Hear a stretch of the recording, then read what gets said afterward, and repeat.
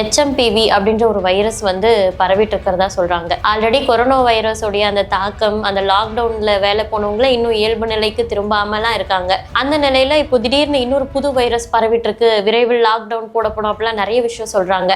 உங்க சோழி பிரசன்னம் மூலமா அது எந்த அளவுக்கு அந்த வைரஸோடைய தாக்கம் இருக்கும், இது வந்து தமிழ்நாட்டுல சென்னையில எந்த மாதிரியான பாதிப்புகளை ஏற்படுத்தும் அப்படின்றத கண்டறிய முடியுமா சார்?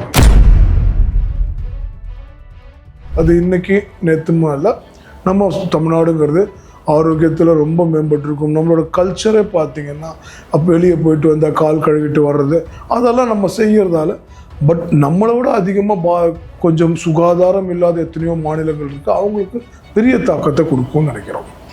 எளிதில் லாக்டவுன் வந்து சீக்கிரத்தில் விரைவில் வர இருக்கு அப்படின்னு லாக்டவுன் வரைக்கும் போகாதுன்னு தான் என்னோட அசம்ஷன். நான் இங்கே பார்த்ததும் அப்படி தான் சொல்லுது. எந்த நாடு அதிகமாக அதனால பாதிக்கப்படும் சார்? வழக்கம் போல் சைனா தான். ஆக்சுவலாக இப்போ பார்த்தீங்கன்னா அவங்க ஒரு இருட்டறையில் வாழற மாதிரி தான் அவங்களோட விஷயங்கள். பார்த்தீங்கன்னா இப்பவும் பார்த்தீங்கன்னா நிறைய பேர் அதில் பாதிக்கப்பட்டிருக்காங்க. உயிர் பாதிப்பு எவ்வளோ பேருக்கு இருக்குன்னு தெரியல, பட் ஆனால் அதை அவங்க மறைக்கிறாங்கன்றது மட்டும் தெரியுது. இப்போ பார்த்தீங்கன்னா ஒவ்வொரு பாதிப்புகளுக்கும் ஒவ்வொரு பிரச்சனைக்கும் ஒரு கோவிலுக்கு போனால் தீர்வு கிடைக்கும் அப்படின்னு ஆன்மீகத்தில் சில பரிகாரங்கள் இருக்கு. அந்த மாதிரி இந்த வைரஸ் தொற்றுல இருந்து நம்ம தற்காத்துக்கிறதுக்கு எந்த சாமியை வழிபட்டா, எந்த கோவிலை வழிபட்டா வந்து நமக்கு நற்பலன்கள் கிடைக்கும்?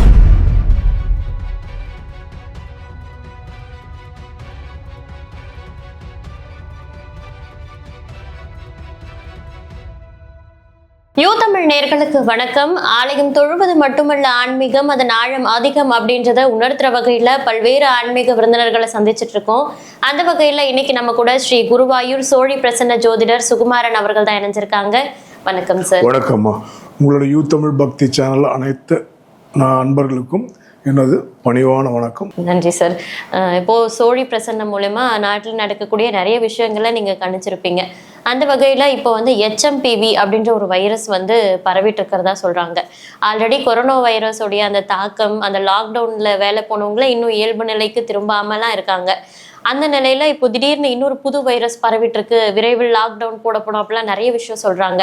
உங்க சோழி பிரசன்னம் மூலமா அது எந்த அளவுக்கு அந்த வைரஸோடைய தாக்கம் இருக்கும், இது வந்து தமிழ்நாட்டுல சென்னையில எந்த மாதிரியான பாதிப்புகளை ஏற்படுத்தும் அப்படின்றத கண்டறிய முடியும்? ஆமாம்மா, இது வந்து நாங்கள் ஆக்சுவலாக இது கேள்விப்பட்ட ஒரு 2-3 நாளாக இது கொஞ்சம் பரவலாக நம்ம தமிழ்நாட்டு ஊடகங்களால் பேசப்படுது. பட் இது வந்து 2001 வந்து இந்த வைரஸை வந்து டிடெக்ட் பண்ணாங்க. வழக்கம் போல் சைனாவில் டிடெக்ட் பண்ணிவிட்டு பார்த்தீங்கன்னா அது பெரிய லெவலில் வந்து ஒன்றும் தாக்கம் ஏற்படுத்தலைங்கிறதால இதுவும் கொரோனா மாதிரி தான். சம் பர்சன்டேஜ் வந்து நம்ம எல்லார் உடம்புலையும் இருந்தது. இப்போ வந்து பார்த்தீங்கன்னா கொரோனா வைரஸ் முடிஞ்ச பிறகு இப்போ இந்த 4 வருஷத்துக்கு அப்புறம் திருப்பி இது வந்து அதே ரெஸ்பிரேட்டரி, அதாவது நுரையீரல் சம்பந்தமான வியாதிகளை ஏற்படுத்தும் சொல்கிறாங்க. இப்போ ஃபஸ்ட்டு சைனாவில் டிடெக்ட் பண்ணாங்க ஒரு 3 நாள் மாகாணத்தில். இப்போது ஜப்பானில் வந்து பார்த்திங்கன்னா 7 லட்சம் பேர். இப்போ ஜப்பான் பாப்புலேஷனுக்கு 7 லட்சம் பேருங்கிறது பெரிய இது ஹியூஜ் குவான்டிட்டி. அங்கேயும் பாதிப்பு ஏற்படுத்தி நேற்று ஒரு நியூஸ் பார்த்தோம். அதில் பார்த்திங்கன்னா மலேசியாவுக்கும் அது பரவன் தான் கேள்விப்படுறோம். ஸோ இதுவும் பார்த்திங்கன்னா ஏன்னா உலகம் வந்து சுருங்கிடுச்சு. ஒரு காலத்தில் இங்கேருந்து ஒரு 1000 கிலோமீட்டர் நீங்கள் ட்ராவல் பண்ணுறதுங்கிறது ஒரு 5 நாள் 6 நாளாவது பயணமாக இருந்தது. இன்றைக்கி அப்படி இல்லை. 1000 கிலோமீட்டருங்கிறத நீங்கள் வித்தின் 1/2 hour 45 minutes போகலாம். அதே மாதிரி உலகம் சுருங்க வியாதிகளும் நம்மளை நோக்கி வர்றது ரொம்ப ரொம்ப ஸ்பீடாக வரும். மீடியா எப்படி ஸ்பீடாக நம்மளை அட்ராக்ட் பண்ணுதோ அதே மாதிரி வியாதியும் பண்ணும். கொஞ்சம் முடிஞ்ச வரைக்கும் நம்மளும் சேஃபாக இருக்கணும். பழைய மாதிரி தான் கை நல்லா வாஷ் பண்ணணும், கொஞ்சம் டிஸ்டன்ஸ் கீப் அப் பண்ணணும், மாஸ்க்கு வேர் பண்ணணுன்றது ஆல்ரெடி இந்த சுவாச கோளாறுலாம் இருக்கிறவங்களுக்கு நம்ம ஒரு அறிவுரையாக உங்கள் சேனல் மூலமாக சொல்கிறோம். இந்த வைரஸ் வந்து நம்ம தமிழகத்தில் எந்த மாதிரியான தாக்கத்தை ஏற்படுத்தும் சார்? கண்டிப்பாக தமிழகம் மட்டும் இல்லைம்மா. இங்கே வந்து பார்த்தீங்கன்னா ஆல் இண்டியா லெவலில் நம்ம பார்க்கும்போது தமிழகம் கொஞ்சம் சுகாதாரத்தில் மற்ற மாநிலங்களோட நல்ல மேம்பாட்டு தான் இருக்குது. அது இன்றைக்கி நேற்றுமா இல்லை, நம்ம தமிழ்நாடுங்கிறது ஆரோக்கியத்தில் ரொம்ப மேம்பட்டுருக்கும். நம்மளோட கல்ச்சரே பார்த்திங்கன்னா அப்போ வெளியே போயிட்டு வந்தால் கால் கழுவிட்டு வர்றது அதெல்லாம் நம்ம செய்கிறதால, பட் நம்மளை விட அதிகமாக கொஞ்சம் சுகாதாரம் இல்லாத எத்தனையோ மாநிலங்கள் இருக்குது, அவங்களுக்கு பெரிய தாக்கத்தை கொடுக்கும்னு நினைக்கிறோம். ஓ, எளிதில் லாக்டவுன் வந்து சீக்கிரத்துல விரைவில் வர இருக்கு அப்படின்னு லாக்டவுன் வரைக்கும் போகாதுன்னு தான் என்னோட அசம்ஷன். நான் இங்கே பார்த்ததும் அப்படிதான் சொல்லுது. ஏன் லாக்டவுன் வரைக்கும் போகாதுன்னு சொன்னீங்கன்னா, இருக்கிறதுல இந்த வாட்டி நம்ம போன வாட்டி என்னன்னே தெரியாமல் திணறின போது லாக்டவுன் போட்டோம். இப்போ நம்ம மக்களே கொஞ்சம் அவேர்னஸ் இருக்கு. அதனால லாக்டவுன் வரைக்கும் போகிற அளவுக்கு இவங்க ஸ்ப்ரெட் ஓவர் பண்ண மாட்டாங்கன்றது இங்கே வந்து நமக்கு தெரியுது. அதுக்கு முன்னாடியே சில ப்ரிகாஷன்ஸ் நடவடிக்கைகள் எடுப்பாங்க. ப்ரிவென்ஷனும் இருக்கும், கவர்மெண்ட் சைட்லையும் இருக்கும். எந்த நாடு அதிகமா அதனால பாதிக்கப்படும் சார்? வழக்கம் போல சைனா தான். ஆக்சுவலாக இப்போ பார்த்தீங்கன்னா அவங்க ஒரு இருட்டறையில் வாழற மாதிரி தான் அவங்களோட விஷயங்கள். பார்த்தீங்கன்னா இப்பவும் பார்த்தீங்கன்னா நிறைய பேர் அதில் பாதிக்கப்பட்டிருக்காங்க. உயிர் பாதிப்பு எவ்வளோ பேருக்கு இருக்குன்னு தெரியல, பட் ஆனால் அதை அவங்க மறைக்கிறாங்கன்றது மட்டும் தெரியுது. இப்போ நிறைய சோஷியல் மீடியால என்ன சொல்றாங்கன்னா, சைனால கொத்து கொத்தா மக்கள் இறந்து சைனால பல மாகாணங்கள் சுடுகாடா இருக்கு அப்படின்ற மாதிரி சொல்றாங்க. ஆனா அங்க இருக்கக்கூடிய டாக்டர்ஸே சில பேர் வீடியோ போடுறாங்க, சைனால அந்த மாதிரி எந்த நிலைமையும் கிடையாது, சோஷியல் மீடியால பொய்யான ஒரு தகவல் பரவிட்டு இருக்கு அப்படின்றாங்க.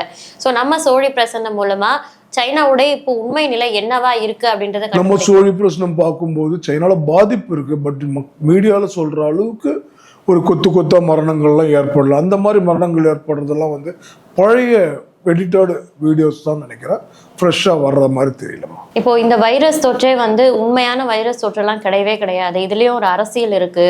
இந்த மருந்து கண்டுபிடிக்கிறவங்க மருந்து விற்பனை செய்யறதுக்காக நிறைய விஷயங்கள் எல்லாம் பண்ற கார்பரேட் நிறுவனங்களுடைய வேலை இருக்கு. கண்டிப்பா இருக்கு. ஏன் இப்படி சொல்றோம்னா, முதலாம் உலக போர்லயே வந்து பாத்தீங்கன்னா மனுஷங்களை கொண்டு போயிட்டு எல்லாம் இந்த எதிரி நாட்டிலையும் அடிமைப்படுற மனுஷங்களை கொண்டு போயிட்டு நிறைய இந்த மாதிரி இது வந்து பயோவார், ஆமாம் பயோவாருக்கும் யூஸ் பண்ணாங்க. அதனுடைய தாக்கங்கள் தான் இப்போ கூட பார்த்தீங்கன்னா ஒரு குறிப்பிட்ட நாடு அவங்க வந்து இதை நம்ம ஏற்றுமதி பண்ணிட்டு பின்னாடியே வந்து அதுக்கான உபகரணங்களும் சேல்ஸ் பண்ணுறாங்க. ஏன் இங்கே கூட பார்த்தீங்கன்னா நம்ம இந்தியாவிலையும் வந்து பார்த்தீங்கன்னா இது ஒரு பெரிய மெடிசன்ன்றது ஒரு மாஃபியா தான். அதெல்லாம் இல்லைன்னு ஒதுக்க முடியாது. எல்லா தொற்று வியாதிக்கும் பின்னாடி பார்த்தீங்கன்னா ஒரு மிகப்பெரிய ஒரு சேல் அப்படின்னு ஒன்று இருக்கும். மெடிசன் ஆகட்டும், அது சம்பந்தமான உபகரணங்கள் ஆகட்டும், எல்லாமே இதெல்லாம் இல்லைன்னா யாராலையும் மறுக்க முடியாது. இவங்களாலே ஒரு கட்டத்தில் அது கண்ட்ரோல் பண்ண முடியாத போகிறது தான் துரதிர்ஷ்டம். வைரஸ் பாதிப்பு இல்லாம இந்தியாவுக்கு வேற எந்த மாதிரியான பேரிடர் பாதிப்புகள் வர்றதுக்கு? கண்டிப்பாமா பேரிடர் வந்து பார்த்தீங்கன்னா முன்ன வந்த மாதிரி தான். உத்தரகாண்ட் மாநிலத்திலலாம் வந்து பார்த்தீங்கன்னா சில ஃப்ளட்டு வர்றதுக்கும் அவங்க என்ன தடுத்தாலும் இயற்கையெல்லாம் யாராலையும் ஒரு கட்டத்துக்கு மேலே தடுக்க முடியாது. அதெல்லாம் வர்றதுக்கு ரொம்ப நல்ல ஒரு விஷயங்கள் வர்றதுக்கு உண்டு. தமிழ்நாட்டில் கூட பார்த்தீங்கன்னா இந்த வாட்டி பார்த்தீங்கன்னா நிறைய மழை பெஞ்சாலும் நம்ம கரெக்டான ஒரு விதத்தில் பாதுகாக்காதால வறட்சி வந்து இந்த வருஷம் வருமா. 2025 பார்த்தீங்கன்னா தமிழ்நாட்டில் நல்ல வறட்சிக்கு பயங்கரமாக வறட்சி வரும். அது வந்து குறிப்பிட்ட ஒரு சில இடத்துல வந்து தண்ணீர் பஞ்சமும் நிறைய வர்றதுக்கு, அதுவும் குறிப்பாக சவுத் தமிழ்நாட்டிலே வர்றதுக்கான வாய்ப்புகள் இருக்குது. அதை கொஞ்சம் முன்னெச்சரிக்கையாக அரசாங்கம் நடவடிக்கை எடுக்கிறது ரொம்ப நல்லா இருக்கும்னு நினைக்கிறோம். இந்த வறட்சி குறித்து பேசும்போது பார்த்தீங்கன்னா எல்லா ஜோதிடர்களும் இந்த கருத்தை வந்து முன்வைக்கிறாங்க. என்னன்னா, வருங்காலங்களில் வந்து வெப்பத்தால் வரக்கூடிய பாதிப்பு அதிகமாக இருக்கும், உஷ்ண பாதிப்புகள் வந்து அது மூலமா வறட்சி ஏற்படுறதுக்கான நிறைய வாய்ப்புகள் இருக்கு அப்படின்னு சொல்றாங்க. இதுக்கு ரீசனா வந்து என்ன சொல்றாங்கன்னா, இந்த வருஷம் பொங்கல் வர தேதி சரி கிடையாது, பொங்கல் வந்து புலி மேல வருது அப்படின்ற மாதிரி நிறைய விஷயம் சொல்றாங்க. அதுக்கும் இதுக்கும் ஏதாவது சம்மந்தம் இருக்குங்க? இல்லை, ஆன்மீகத்தில் பார்த்தாலும் சில விஷயங்கள் சொன்னாலும் இது வந்து பார்த்தீங்கன்னா வறட்சி வந்து ஏற்படுறதுக்கு காரணம் பார்த்தீங்கன்னா எல்லாமே வந்து பார்த்தீங்கன்னா நம்மளோட கிளைமேட்டிக் சேஞ்ச் தான்மா. ஏன்னா கிளைமேட்டிக் சேஞ்ச், பூமி வெப்பமயமாகிறது, இதெல்லாம் தான் வந்து அதுக்கு காரணம். ஏன்னா நம்ம யூஸ் பண்ணுற பொருள்கள் தான். முன்ன நம்ம இதெல்லாம் நம்ம யூஸ் பண்ணல. இப்போ பார்த்தீங்கன்னா கார்லேருந்து ஃபேக்ட்ரிஸோட எல்லாமே பார்த்தீங்கன்னா கார்பன் டை ஆக்சைடால் சில நேரத்தில் பார்த்தீங்கன்னா டெம்பரேச்சர்லாம் கூட பார்த்தீங்கன்னா அப்நார்மலாக ஏறுது, சில இடத்துல இறங்குது. முன்ன யூரோப் கண்ட்ரிலாம் வந்து பார்த்தீங்கன்னா இது வரைக்கும் அவங்க வாழ்க்கையில் வந்து ஏசியோ ஃபேனோ பார்த்ததே இல்லைன்னு சொல்கிறாங்க. பட் இப்போல்லாம் ஃப்ரான்ஸ்லலாம் வந்து ஏசியே மேண்டேட்ரி ஆன மாதிரி ஒரு சுச்சுவேஷன். நம்ம ஊரில் கூட தமிழ்நாட்டிலலாம் கூட பார்த்தீங்கன்னா பல இடத்துல நிறைய மழை வந்து சில இடத்துல இருக்குது, ஒரு இடத்துல பார்த்தீங்கன்னா பயங்கர வறட்சி இருக்குது. காரணமே வந்து திட்டமிடாது ஒன்று, அரசாங்கத்தோடையும் நம்ம அறிஞர்களோட திட்டமிடாது. ரெண்டாவது கிளைமேட் சேஞ்சு, ரெண்டாவது அகெயின்ஸ்ட் இயற்கைக்கு அகெயின்ஸ்டான சில விஷயங்கள் நம்ம செய்யறது தான் இந்த வறட்சி காரணம். மாதங்களில் வந்து பார்த்தீங்கன்னா இந்த மாறுறது பொங்கல் மாறுறதாலெல்லாம் ஒரு பெரிய மாற்றம் வந்துருதா நாங்கள் நினைக்கலாம். இந்த வைரஸ் தொற்று வந்து பெரிய அளவில் பிரபலங்களை பாதிக்க வாய்ப்பு இருக்கா? இதனால இந்தியாவில் இருக்கக்கூடிய பிரபலங்கள் யாராவது பாதிக்க? கண்டிப்பாமா. இதுல வந்து பார்த்தீங்கன்னா பிரபலம் இல்லாதெல்லாம் நமக்கு தான். பட் தொற்று நோய்க்கு அதெல்லாம் கிடையாது. தொற்று நோய் பார்த்தீங்கன்னா காமன் தான். ஒரு மனிதன் உடம்புல என்னென்ன வேணுமோ அதெல்லாம் தான் பிரபலங்கிட்டயும் இருக்கும். அது பாப்புலாரிட்டியோ இதையோ வச்சு வர்றதில்லை. இவங்களோட ஹைஜீனிக் வச்சு வர்ற வியாதி தான் தொற்று வியாதிங்கிறது. ஸோ இங்கே வந்து பார்த்தீங்கன்னா இந்தியாவில் பர்டிகுலராக இந்த வியாதி இப்போ வர்ற HMPVSஆல தொற்றால சில பிரபலங்கள் பாதிக்கப்படும். குறிப்பாக பாலிவுட்லையும் சரி கோலிவுட்லையும் பாதிக்கிறதுக்கான வாய்ப்புகள் இருக்கலாம். ஓ, இதுக்கு நம்ம எந்த மாதிரியான பரிகாரங்கள் பண்ணா நம்மளை தற்காத்து கொள்ளலாம் அப்படின்றதுக்கான விஷயங்கள் இருக்கா அப்படின்றது சோழி பிரசன்னம். பரிகாரங்கள் மட்டும் நாங்கள் எல்லாருக்குமே காமனாக பரிகாரங்கள் சொல்றது இல்லை. எங்கள் சோழி பிரசனத்தை பொறுத்த வரைக்கும், ஏன்னா ஒரு உதாரணத்துக்கு சொல்லணும்னு சொன்னால் 2 ட்வின்ஸ் வராங்கன்னா 2 ட்வின்ஸுக்கும் பார்த்தீங்கன்னா ஆல்மோஸ்ட் லக்னமும் எல்லாமே ஒரே மாதிரி இருக்கும். இது கோசார பழத்தில் ஈக்குவலாக சொல்லிட்டு போயிடலாம், ஒரே மாதிரி தான் சொல்ல முடியும், டிஃப்ரென்ஷியல் கூட பண்ண முடியாது. எங்களுதில் பார்த்தீங்கன்னா 2 ட்வின்ஸுக்கும் 2 விதமான லக்னம் உதிக்கும். இப்போ ஒருத்தர் வெளியே உட்காந்துருக்காரு, ட்வின்ஸில் மூத்தவர், இளையவர் வராரு, இளையவருக்கு நாங்கள் ரேண்டமாக ஒரு பிரச்சனை எடுப்போம், அந்த லக்னம் வரும்.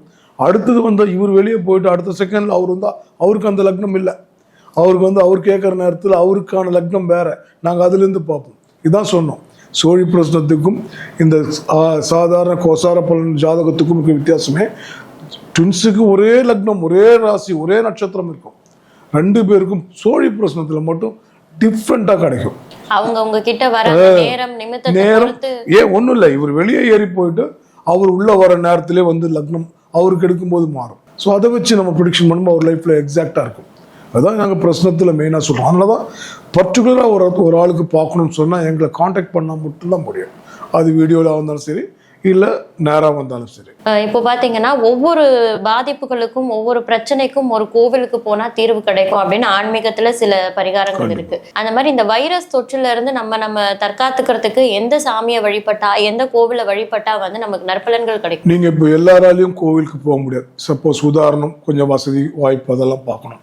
நாங்கள் எளிமையாக சொல்கிற பரிகாரம்னு கேட்டிங்கன்னா, வயசானவங்கன்னா கூட நல்லா ஒரு குளிச்சுட்டு காலையில் சூரிய நமஸ்காரம் பண்ணால் போதும். இதுக்கான தொற்றுக்கான எல்லாமே முடியும். சூரியன் தான் இந்த தொற்று நோய்க்கெல்லாம் நல்ல ஒரு நிவாரணின்னு சொல்லலாம். நீங்கள் அதை போயிட்டு, ஏன்னா பொதுவாக வர்றது தொற்றுன்னு பார்த்தீங்கன்னா தோல் மூலமாக தான் ஃபஸ்ட்டும் சுவாசம் மூலமாக தான் வருது. நல்ல இயற்கையான ஒரு ஆக்சிஜன் ப்ரீத் பண்ணி சூரிய நமஸ்காரம் ஒரு 10 நிமிஷம் காலையில் பண்ணிங்கன்னா இந்த தொற்றுலேருந்து நீங்கள் தாராளமாக வெளியே வரலாம். பயப்படவே வேண்டாம், கடவுளை அங்கேயே பார்த்த மாதிரி இருக்கும். இதுக்காக நீங்கள் போகணுன்ற அவசியம் இல்லை. வயசான பாட்டி தாத்தாலாம் இருப்பாங்க, இவங்க அதை பண்ணலாம் போதும். அதாவது சொன்னால் சூரிய நமஸ்காரம் பண்ணுங்கன்னு சொல்கிறது நாங்கள். ஓகே, வைரஸ் தொற்றுல இருந்து மக்கள் எப்படி தங்களை தற்காத்துக்கணும், என்ன மாதிரியான பாதிப்புகள் வரப்போகுது அப்படின்ற விஷயங்களை சோழி பிரசன்னம் மூலம் ரொம்ப தெளிவாக சொன்னீங்க. ரொம்ப நன்றிங்க சார். ரொம்ப நன்றிமா, வணக்கம்.